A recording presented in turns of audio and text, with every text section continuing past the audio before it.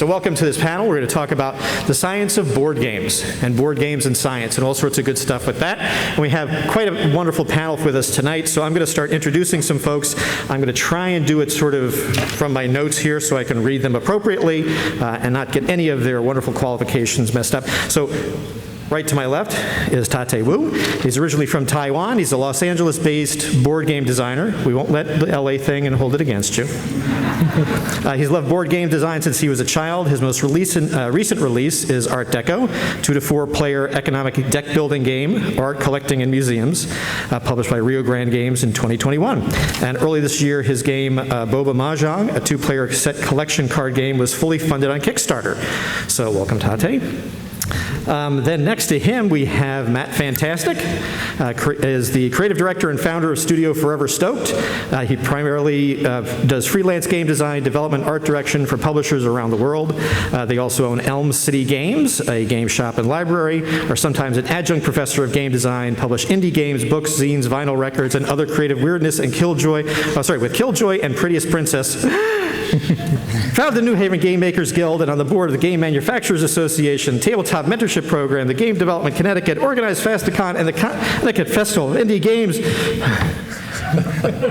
I do a lot.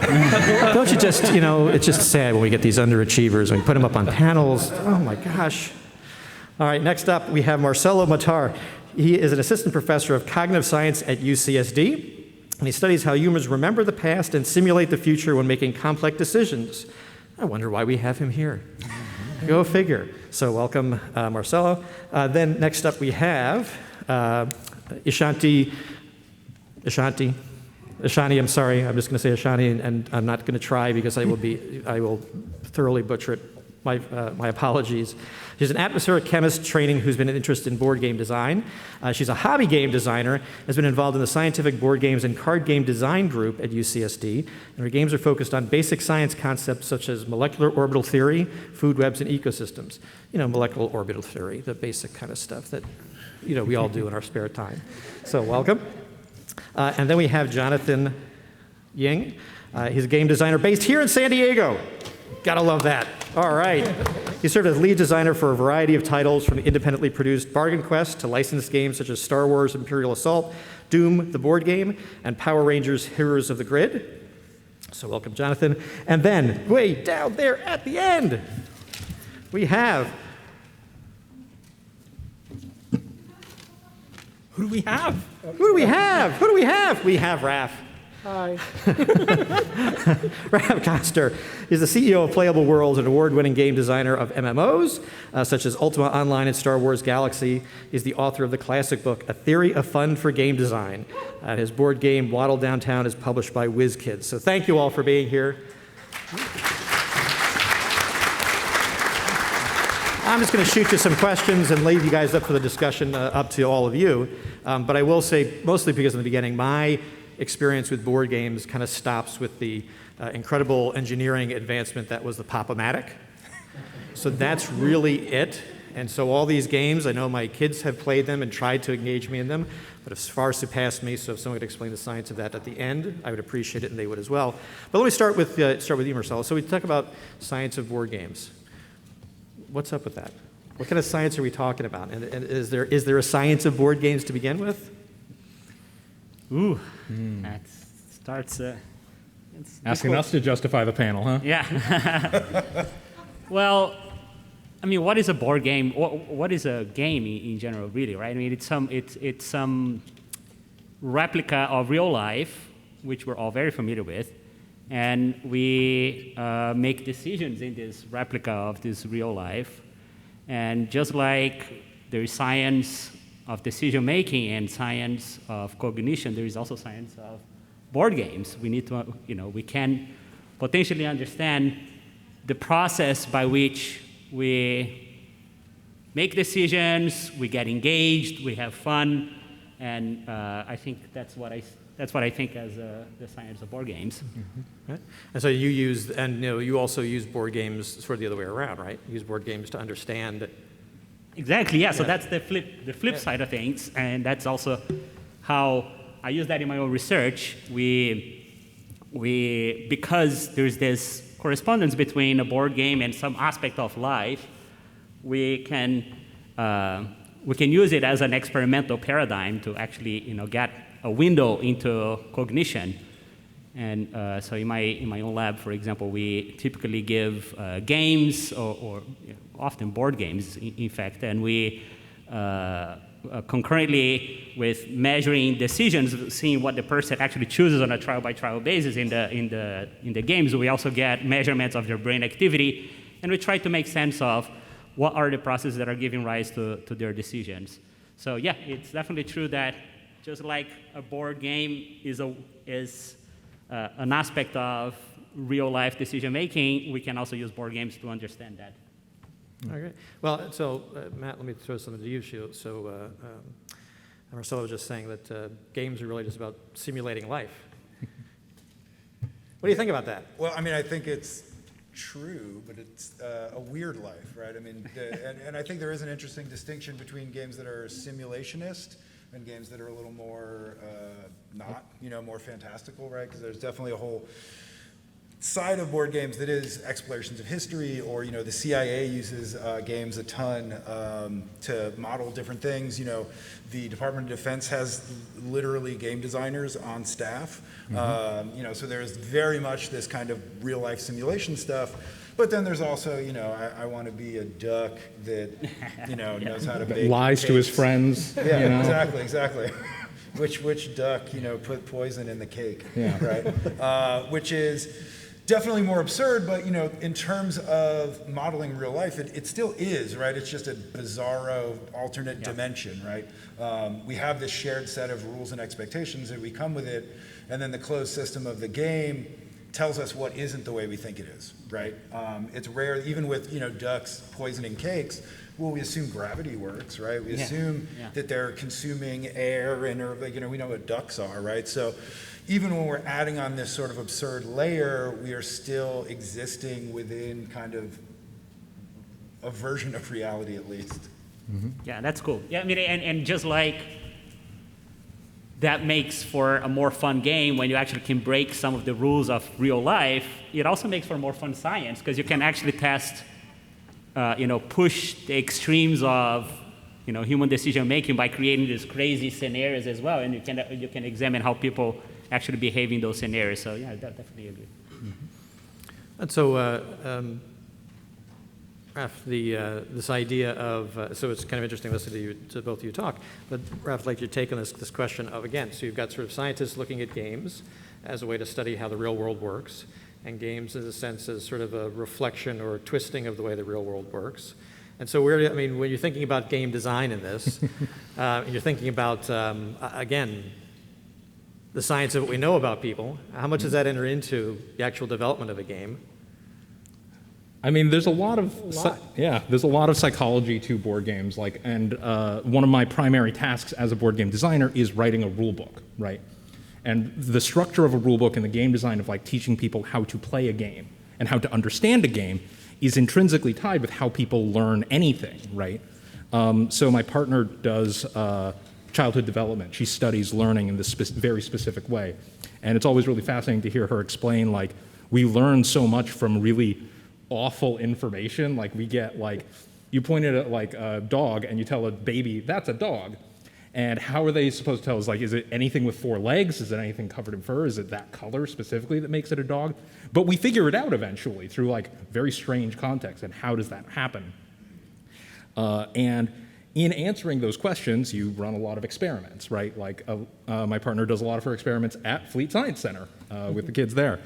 And one of the things that you do when making an experiment is actually a lot like prototyping a board game, is that you have to create a set of rules for the participants, not players, to make decisions. And then you kind of see what decisions they make and follow, and that will hopefully answer your question if you've designed the experiment or the game correctly. So we talk a lot about okay, how do we, for me, it's all about how do we influence their decision to make the game the most fun as possible. And for her, it's all about how do we influence their decision the least so that they make the actual most earnest human decision making. And even though we are aimed at kind of different objectives, We use a lot of the same tools to do those things, which I always find really fascinating. But yeah, we do a lot of arts and crafts, both in science and in board games, is what I've found.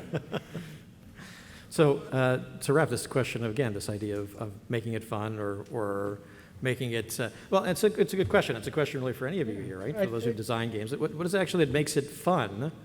And again, for our scientists, why does that make it fun? So to me, the heart of fun actually comes from learning, right? It comes from learning patterns.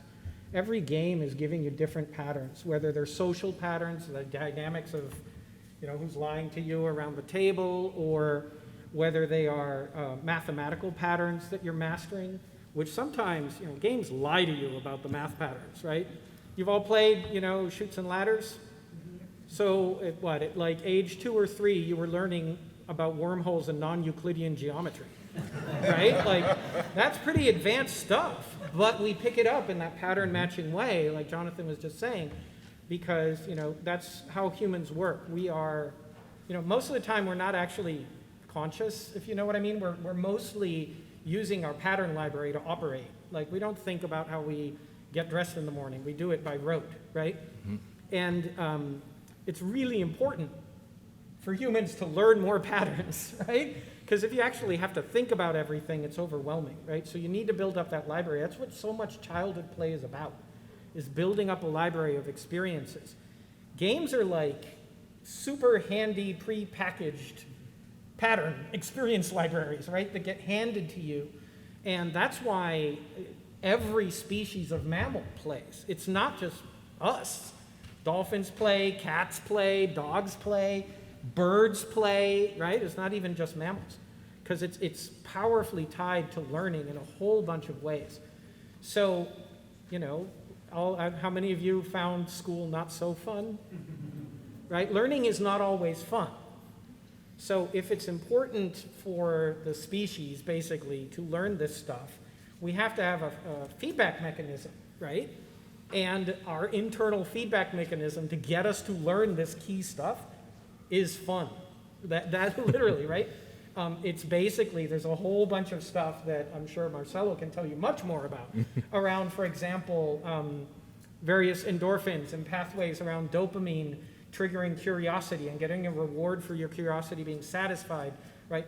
All of that kind of stuff. So as game designers, what we're often trying to do is lay out patterns in a way that's comprehensible to you, even though they might be very, very, very complicated, like really, really complicated. We have to give them to you in a straightforward way. And then we have to make sure that you learn them at the right pace, because if the pacing is too fast or too slow, you'll find it either overwhelming or boring, right? And so we have to kind of thread the needle there. And that's why we run experiments on you, which is playtesting, so that we can figure out whether or not we're threading that needle well. Mm-hmm. I feel like now's the time for someone to talk about flow state.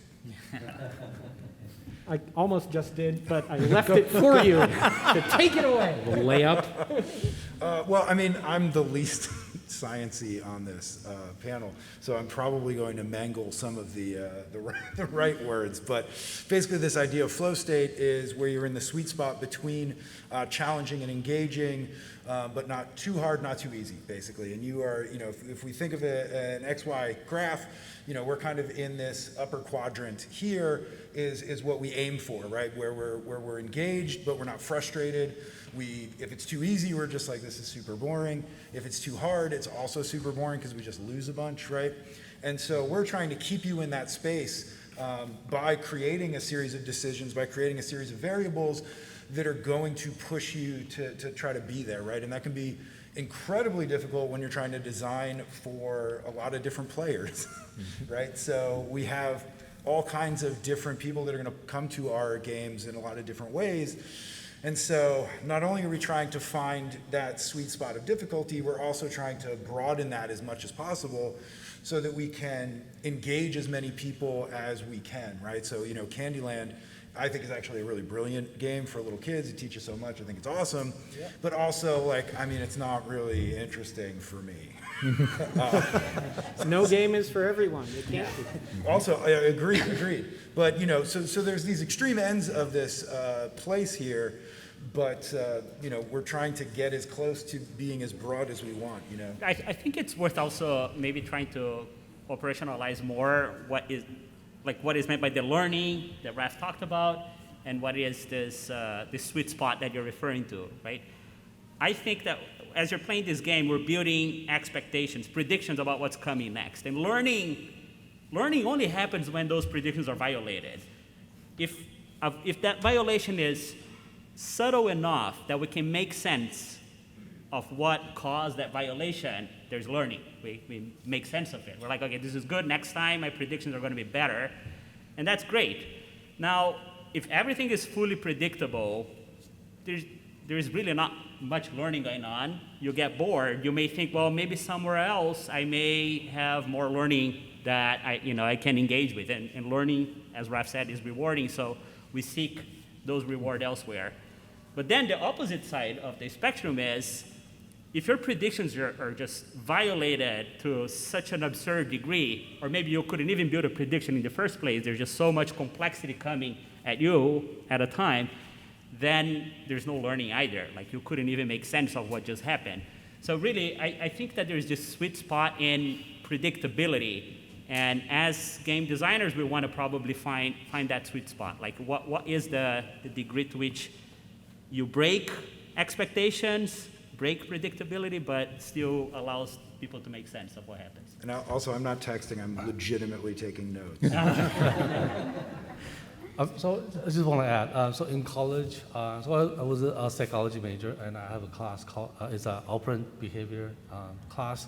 So everyone gets a couple mice, and we put them in the Skinner box. I'm not sure if you know this experiment. So we had to train the mice how to, click and to get their palate, their food, and also try to, run maze.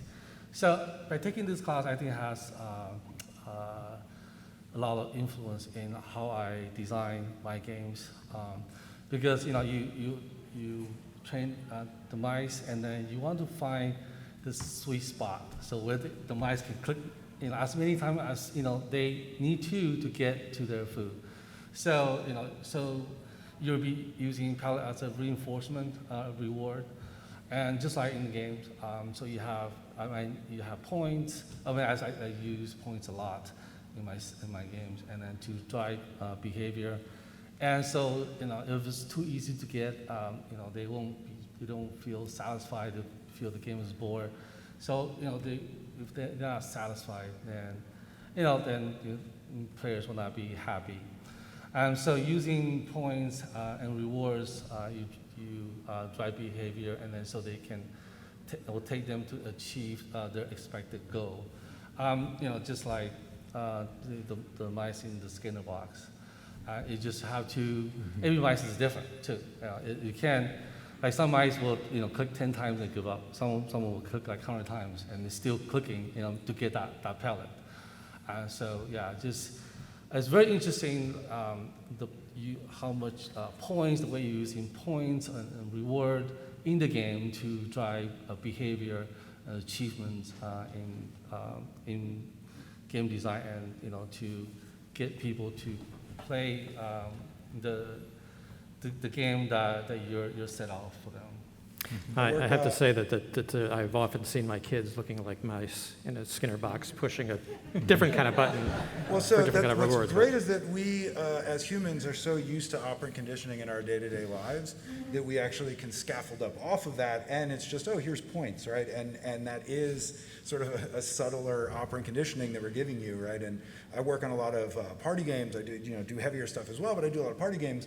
And specifically what we do there, and I try to do this with all games, is what's the most fun thing to do? What's the most fun way to play? And then we work backwards, and that's how we give you points, right? Points are our way as designers, especially in tabletop, of shaping your play experience, of pushing you towards the most fun way, right? This is a game about trading. We want you to be interactive. We want you to be doing whatever. Great, you get the most points for being the most engaged in that trading process. And you completely get no points if you don't trade, right? So we're just making it super obvious this is the thing to do, and it's not necessarily that we think trading is the best thing. It's just, we want you to do that to have the best time. But I want to emphasize the points in exchange for engagement. And just points, I don't think are worth anything. If someone designed a game where you get points by doing random stuff, imagine you're playing a video game and you get points at completely random times. You're pressing any button and you just have no idea what's giving you the points. I bet those are going to be boring games. No one is going to enjoy them. I mean, that's the kind of weird stuff that I'm interested in. Yeah. We need to introduce you to the genre of idle games.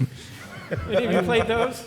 So I Press mean, a now we're button and you talking. don't do anything Now else. we're talking about like intrinsic versus extrinsic motivation in That's games, right. right? There's Yeah, a lot yeah. of different ways we can motivate games, and one of the things that people study a lot is like whether learning is motivated by discovery or it is motivated by like rewards, right? Right. Like if like you know how to bake a cake, and you know how to bake like a perfectly nice cake using these ingredients, and that's the way. If you mix up those ingredients, maybe you'll make a better cake, right? But now you are risking not making as like maybe you'll make a way worse cake. And so where do we make that value judgment, and how whether discovering a new cake, a better cake recipe is worth the risk of not getting that, or like not worth losing that consistency, is a big question both in game design and in science, and like how people learn and what motivates children to learn and motivates players to earn points, right? Like we want earning points to be the thing that is fun, like you said. You don't want earning points to be given for doing something really boring or like tedious. Well, sort of the classic example is Risk. I assume most people know Risk, right? It turns out that to win Risk most effectively, you do nothing for the whole beginning and let everybody beat each other up, and you just slowly get cards, and you don't really engage with the system in a meaningful way. And that is sort of, I mean, I don't want to dunk on Risk specifically, but it's sort of a fatal flaw in the design, and something that subsequent designs have put a lot of effort towards encouraging people to, you know, if this is a game about world conquest, well, you conquer the world, right? Like from start to end. So Shani, so you and take a kind of a different approach to a lot of this, right? And that you're really looking at this question of, right, we're talking about points, we're talking about this idea of getting to a place with this flow state, proximal development, depending on the language you want to use, about where people are learning. But you're actually trying to do this to actually teach somebody something, aside from the points themselves. So how do you look at, again, trying to tie this notion and still keep it fun? I think like the point system, okay. I think the points, as you mentioned, sometimes it can be boring if you just give the points, but like my expertise coming from designing the educational games, where we are trying to teach the kids some subject matter that they feel like how to digest in the school. So we want them to have fun and then learn it while playing the game. So in that case, sometimes we design the games in a way that they can do some steps on the side while they were going toward a major goal. And collecting these points in the beginning doesn't seem like much of a thing, or it's like maybe boring, but at the end, they are learning so much of the subject information through that point collection. So it's like sometimes you need to be more careful about where they're going to collect points, but sometimes it's necessary because the focus of the game is teaching some subject matter. Right. Well, so like when you're thinking about that stuff, right? It's thinking about your goal as a designer is to impart this knowledge, or that's one of your goals. But your goal as a game designer is for them to have fun and then sort of accidentally learn, right? Yeah. So you need to, like in the educational games, I think you need to find that sweet spot of balancing the fun versus getting actual knowledge. So you have to compromise from both ends a little bit to get what you really need at the end. Yeah. Because they're opposite. Gaining knowledge and fun kind of run in opposite ways. Yes, exactly. They're like both ways. So you have to just somehow bring them halfway through, meet them. I'm just going to, because this is one of those pet peeves of mine. So if you look up the word entertainment in an 1800s dictionary, the first definition is going to be intellectual stimulation. So somehow we have, and this is a question for all of you then, really, and it's the same notion of games. We've divorced this notion of learning, engagement, intellectual stimulation with fun. Fun is the monster truck rally, right? Reading a book, right? So again, when you're thinking about these games, because all the language you've talked about and all this in it is still this idea of engagement, right? Of how do you keep your mind actually engaged and fully into this specific game. So where is this kind of question? What are you looking for? And I'm saying it's what the right question I've got here is this notion of what is fun? How do you engage? Or let's put this twist a little bit differently here. So we haven't really talked about this notion of games also as a social interaction. I mean, this is a big argument in game design all the time. Like, should games be fun inherently, right? Like, Definitely not. Exactly, right. That I agree with you. But a lot of designers are like, oh, we want to like find the fun in the game, make sure that it's like exciting and engaging, and like a lot of those designs end up with a very similar flavor of trying to be as like constantly pursuing that. Where occasionally you'll get games that are about tension, or games that are about fear. Like there's a wonderful RPG called Alice is Missing, which is an incredibly tense and emotional experience. And like at the end of that was genuinely harrowing for me to play. But I came out of it like really thoughtful and really like, that was a wonderful experience that I was deeply engaged with the whole time. But I did not laugh once during it, right? Like I felt so many emotions. But yeah, that idea of producing engagement and producing that among game design, like in game design, is a fascinating question. And like I think I'm really curious when it comes to educational games, right, where the objective isn't necessarily to like get them to want to play the game again when they're done. Like you kind of want them to like learn the subject, and then they don't need to play the game anymore, right?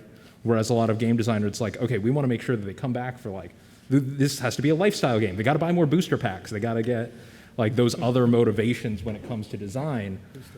You know, like, yeah, just getting players invested in that specifically feels like a very different design objective than when it comes to designing for education or teaching people. Yeah, that is actually one of the biggest challenges when you design educational games, because once you fully accumulated all the subject matter, you feel like that I'm done with this game, I don't want to play. So that's where we try to include this concept of randomness to games, which is really hard when it comes to science. I mean, when the subject focus is science in there. But then we try to include things like, for an example, if I talk about the environment, where you can have mass extinctions happen. For an example, we know that dinosaurs were extinct like that. So we try to bring these kind of things into the game where you would have the opportunity to randomly attack someone else's system, their civilization, or it will affect your own civilization because it's a wild card that is going to affect negatively. That kind of is. So we try to incorporate this randomness into the system. So because of this, even though you know the entire subject matter that is involved in the game, you still have this factor where you don't know what's going to happen. So you can still play with the same enthusiasm. But you have an exploration space. Exactly. Yeah. But it's really hard when it comes to the focus is science. Incorporating randomness is hard, but that's the way to get so you can get the people engaged all the time. Yeah, I think we get hung up on the word fun a bit, but... says the guy who wrote a I know. Here's the thing, though. If you go look at other languages, they don't actually have the word. Fun is actually a weird word in that it developed in English out of the word fool, okay? And if you look at other languages, especially Romance languages, the word to play is actually way more interesting. Playing is more interesting than fun in a bunch of ways. And if you look back at the history of play, it's tied into notions of chance, notions of destiny, notions of learning, and so on. Performance, and it's also tied into something that I personally love, which is, you know how when you've got a machine that's like loose, what do you say that the system has? It's got a lot of play in it, right? Mm-hmm. That's actually the same thing that we talk about when we say flexibility. It's flexibility. There's dynamism in the system. It wiggles in interesting ways, and that gives us lots of ways to learn about it, right? That's actually, in some ways, it's more fruitful to think that way, because when you ask people, hey, was it fun to be on that roller coaster and puke, right? They say yes, right? Why? Why do they? Was it fun to go hiking in the Grand Canyon and get heat stroke? Best time of my life, right? And you know, when you start thinking of fun as being only, you know, we have this reductionist notion that it mostly means sort of a joy, but fun is often not joyful at all, right? And we often apply it retrospectively when we say, I went through something consequential, harrowing, learning, challenging. We say it was fun. That's why I tie it really back to learning. And I think, you know, the place where it gets super concrete for whether it's games about science or Candyland, right? We are always learning when we're playing a game, and we do give up on games when we decide that we've figured it all out. Sometimes when we're wrong, but like, you know, we underestimate, I think, sometimes how much there is inside a system. Tic-tac-toe is one of my favorites. Any of you still play that for fun? One or two of you? Tic-tac-toe has, like, there's something like a couple 100,000 possible games of tic-tac-toe, right? It's not small. When you open up that box and look at the gears, it's big. But as games go, it's tiny, right? We figure out, oh, it's actually symmetrical in all these ways, and it's mirror reflected, and, oh, actually, it turns out there's only a couple hundred games, right? That's the stuff you're learning. That's the pattern you're mastering and figuring out. So every game is teaching us patterns, and the challenge of a game designer is which ones am I teaching, because the players will pursue the one they get rewarded for, right? And so something like every game involving chance, which all of us are bad at. I apologize to anybody here who thinks they have a system for the ponies. You're wrong, right? Like, humans actually just can't do it. Bad at odds. We are bad at odds, period. But game designers use that because chance has this thing where it still triggers the, oh, I learned something mechanism. It triggers the reward, and we're actually kidding ourselves, right? So we use that to get you past some of the rough spots, right? We help you along in your learning that way. Well, I think something with that, too, that's really exciting is when we hit those outliers, right? I think that's what's most exciting about chance in a game, is that moment where somebody rolls a 20 in the most clutch situation, right? I only will hit on a 20 and oh my God, right? Or, oh, I'm gonna blow up all your guys or whatever, and then you roll 1, 1, 1, 1, 1, right? Those, I think chance is really exciting because we have that pattern expectation and we're like, oh, okay, this is cool, this is interesting. But when it really shines is when we sort of like break the frame on that, right? And when chance behaves in ways that we weren't expecting, in ways that are totally breaking the pattern. You know, if you've ever lost in Catan, it's because like the curve was totally off and you got completely screwed, and no wood got rolled. Like, this is garbage. It was a 6. How did this happen, right? Or vice versa, right? Oh man, I did really well in this tough situation where the expectation from my pattern of experience of playing this game is subverted, is different than what I was expecting, right? And I think that's a great place for us to create that ongoing interest, because that pattern is always going to be dynamic. You can't solve it if there's a bunch of dice, right? Speaking of like solving games, and there's like a whole, a lot of game players, right, particularly competitive players, their objective is to break the game, right? They really want to find the nuance. And so when it comes to designing games and playing board games, here's a completely different discipline of science, which is scripting and like coding. I think Tim Fowers once said that board game design is running code that runs on people. Like I'm designing like I'm designing a program that runs on people.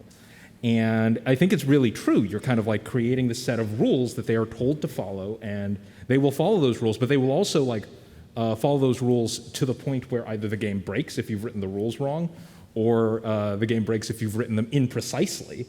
And they're like, oh wait, what is this? Oh wait, using this loophole because they didn't say like in 3rd edition Dungeons and Dragons, dead is not a listed condition.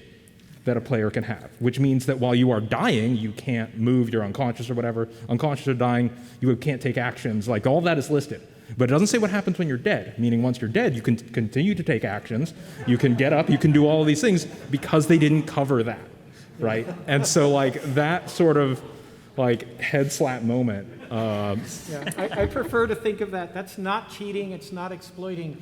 It's volunteer co-designing. They're fixing up your mistakes, you know, so it's just a different way to play.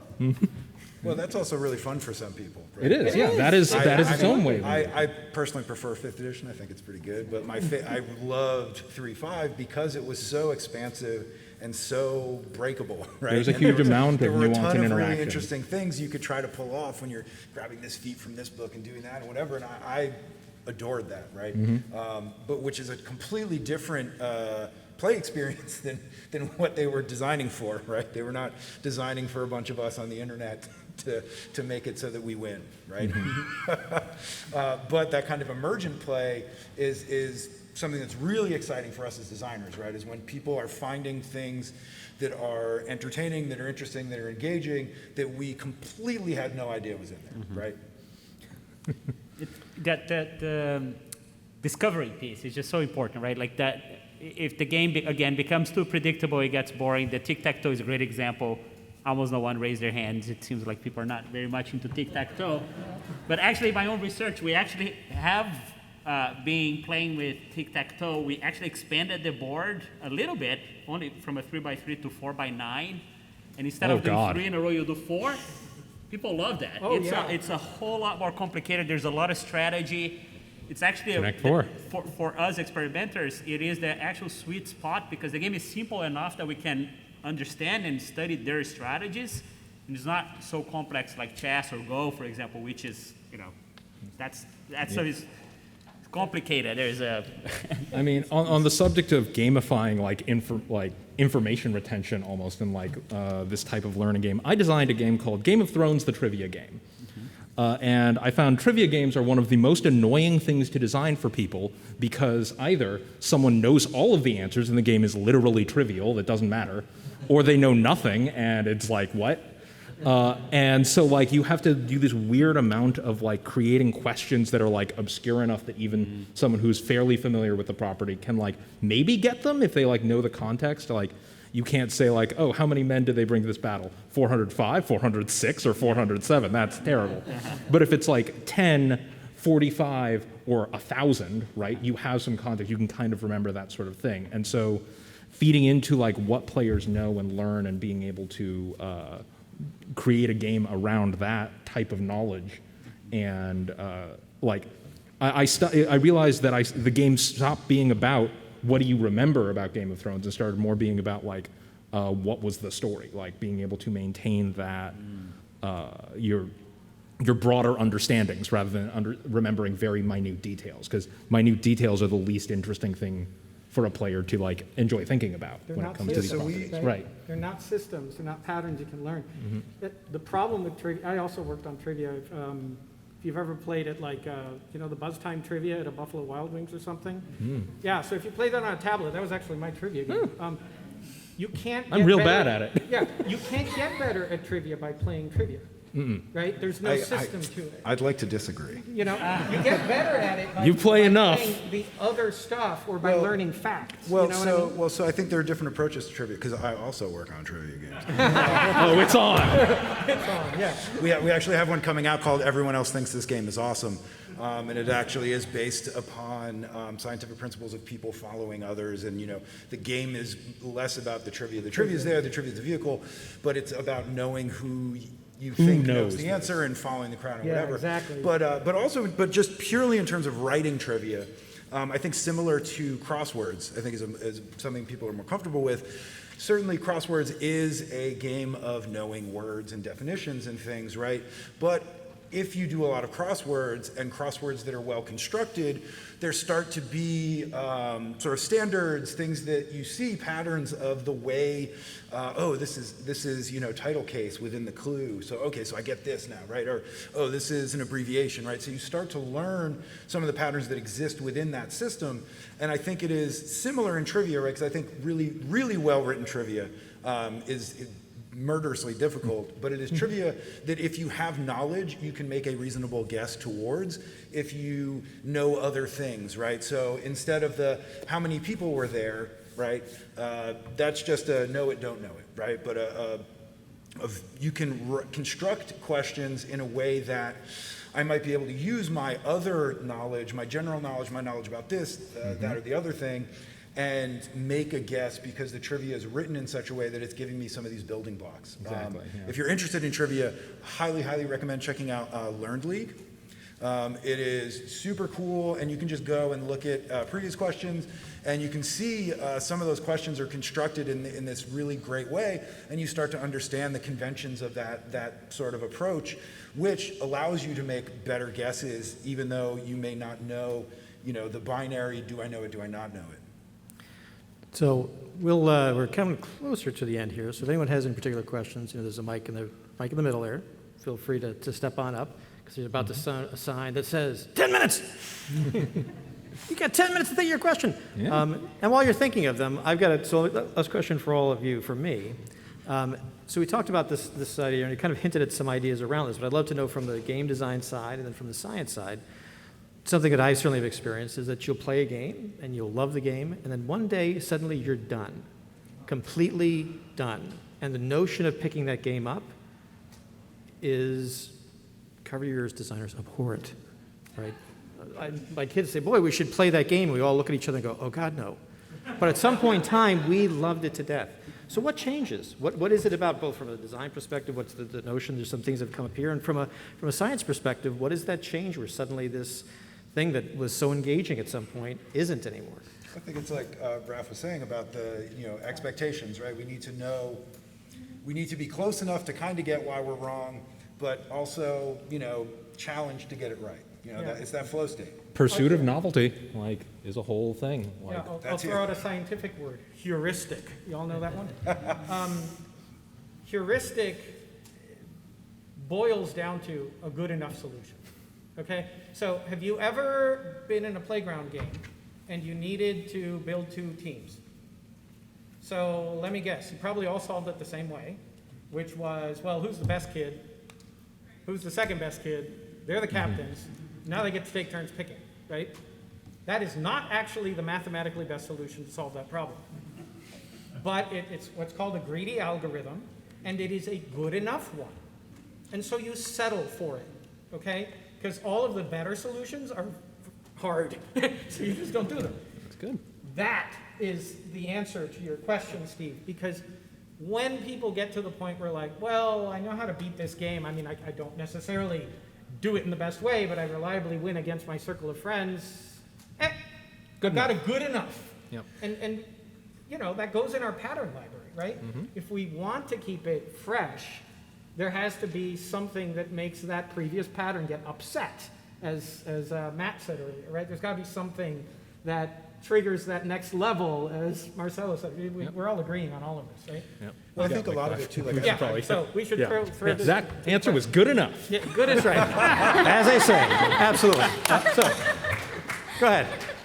Hi, do any of the game designers incorporate the science of game theory into your games?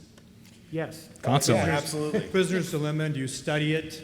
Study Well, game I mean, theory, I'm things certainly no John Nash, but definitely, I think that kind of, Prisoner's Dilemma style stuff.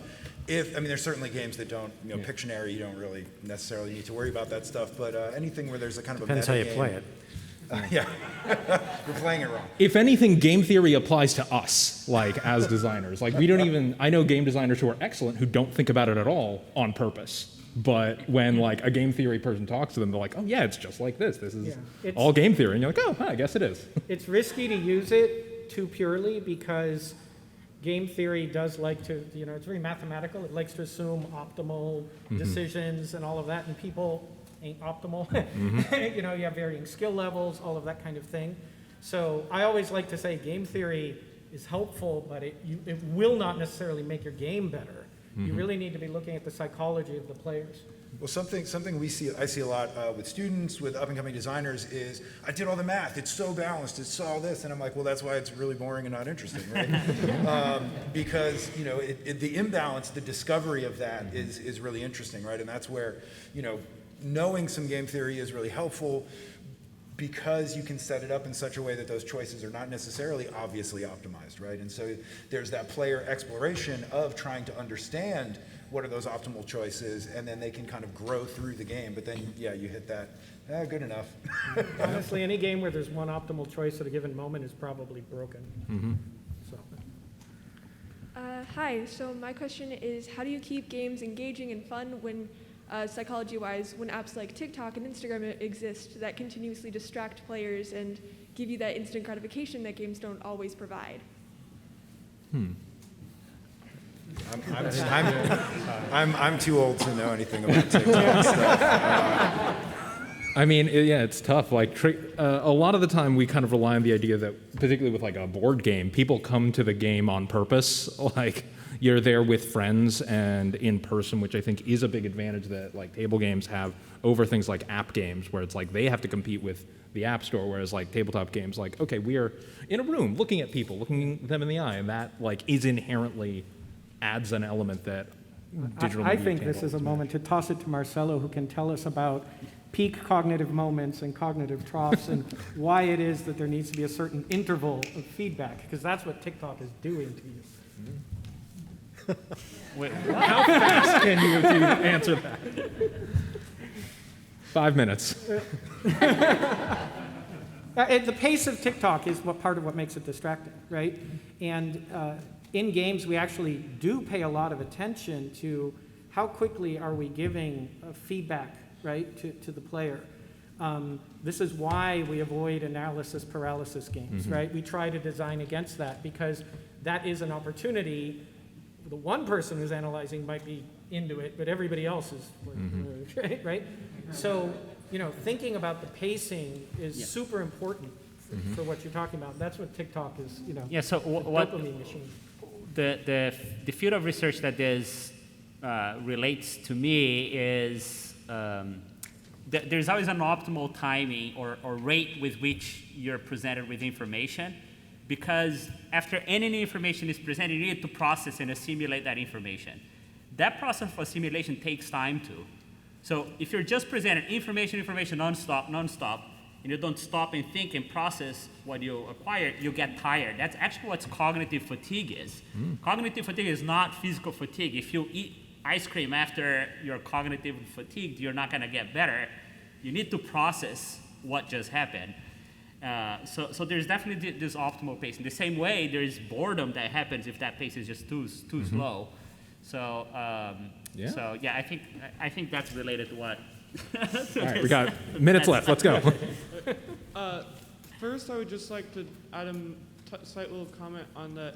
With neurodivergency, analysis paralysis can be like 5 times more likely, maybe even every decision, because obsessive compulsive optimization. But on my question, this is kind of broad, but like, what do y'all think you could have to say about how some games that have maybe not changed at all have such strong communities because it's competitive, and all the difference is coming from the players changing their own meta within itself because humans are human? I mean, metagames are, I'm in the fighting game community, so like I know a lot about like, you know, people still play Super Smash Bros. Melee. Smash games and crap still are. Yeah, I think that question may be a little too big to answer in the next 3 minutes. But I actually think your answer was in your question, right? People. Right? It's basically the games that last for centuries even, right? They either have to be deep enough that we can't find a heuristic, right? Chess, Go, whatever, you know, poker probably, right?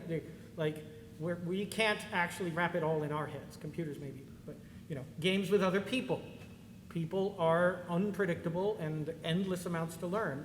So basically, it's self-refreshing games. They keep designing themselves. I'm not just playing the game, I'm playing you. Exactly, Yeah. right? So yeah, you answered your own question. Yeah. It is because of the people in the meta. Cool. All right, 2 left. Sorry, real quick, there's also a huge difference between perfect information and closed information, and is there the opportunity for meta, right? So chess is as successful because it's just so complicated, but it is perfect information, whereas something like a Risk, you have no idea what's going to happen, and that's where that kind of like meta game development, like when Risk came out, everybody immediately wasn't like, oh, just turtle up in Australia, right? Like it took a while for that to develop. Two types of uncertainty, always. One is reducible, the other one is irreducible. One is called risk, the other one is called aleatoric uncertainty. So in one of them, for example, in Go and chess, you have a perfect model, knowledge of how the game works. So it's perfect knowledge in that sense, but you still have irreducible uncertainty by the opponent. That's just, it's never gonna reduce, right? So that's actually two terms and two types of uncertainty that are fairly commonly used in science as well. Hi. With respect to multiplayer cooperative games, do you guys have any experience with using science in order to prevent them from basically becoming a single-player game with the one who's the best at the game controlling everything and everybody else? Oh, how to solve quarterbacking in games? I mean, I think imperfect information and chance is kind of Those are the main tools that we use, yeah, like making it so that one player literally can't make all the decisions. Some of these games, they just can't even talk. Yeah. All right, last question. So artificial intelligence, machine learning, and deep learning are disrupting a whole ton of fields, including mine. How are each of you dealing with this in game design? I make a bunch of really weird stuff that robots are like way too smart to bother with. Robots are going to be really bad at improv games for a while, thankfully. But yeah, I mean, some of the stuff that I've done in terms of trying to formalize game design actually is getting used by professors to create game designing AI. I was simultaneously like flattered, deeply flattered. Wow, my work turned into this. And also simultaneously horrified, like, did I just theory myself out of a job? I guess the answer is mixed feelings. I do believe we've got to got to get the AI to buy the games. Yeah, we've got a long way to go on AI, and I do believe, to our credit, that we'll know that we've succeeded at making an AI when it starts having fun playing games, because then we'll know we're on even footing. All right. Well, thank you all, and please thank the panel for your insights and everything participating. Thank you all for coming out tonight. Enjoy the rest of the conference. Enjoy your time at San Diego and come visit us at the Fleet.